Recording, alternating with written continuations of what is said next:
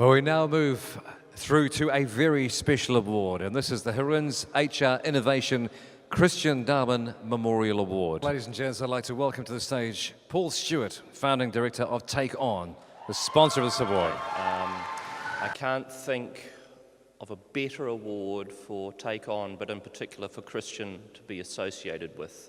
You see, innovation is about ideas and all of those sorts of things, but ultimately innovation is also about an attitude and a belief and a passion. In 2009, Christian went to the US, and during that time, every day he would send long emails or posts back to our social business platform discussing what he had done in that day. Conversations he would have with strangers in Starbucks cafes, talking to investment bankers about how they might add more value in life, disrupting the long queues outside of the opening of an Apple store. That was his attitude. Don't accept the status quo. Disrupt the current state. Look to do things differently. One of the pivotal moments in that trip to the US was his attendance at the global conference, the first ever global conference for positive psychology in Philadelphia. And after the first day, he wrote this. He said, "I'm disappointed, not with the quality of the speakers, but with the dynamic of the conference. Unfortunately, not totally unexpected, this is another talking heads conference from beginning to end, so hours on hours of just listening. If, like appreciative inquiry, a positive change comes from creating a real dialogue, why aren't we doing that at this conference? Anyway, I have a plan of attack that I hope will see a groundswell and a revolution at the conference.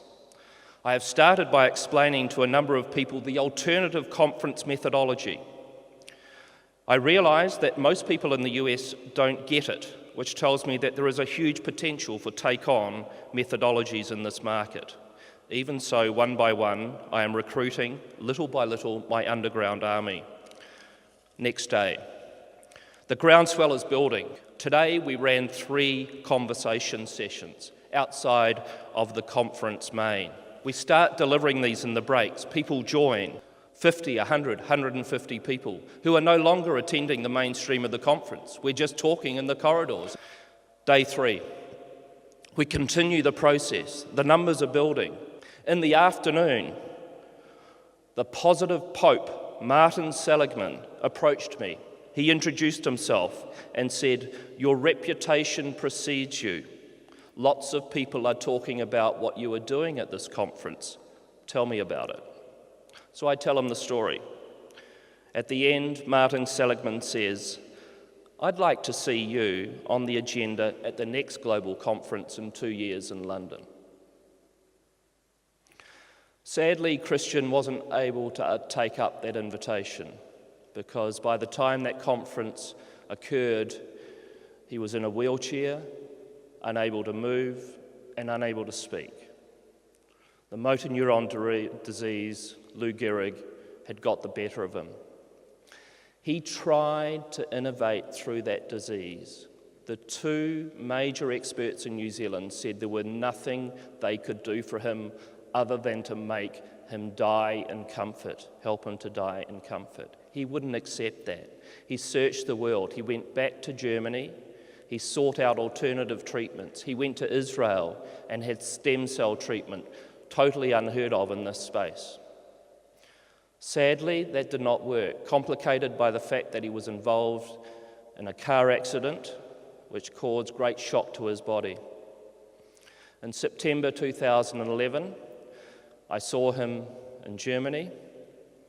He could hardly speak, but the joy was still within his eyes, and he passed away on the 28th of December that year.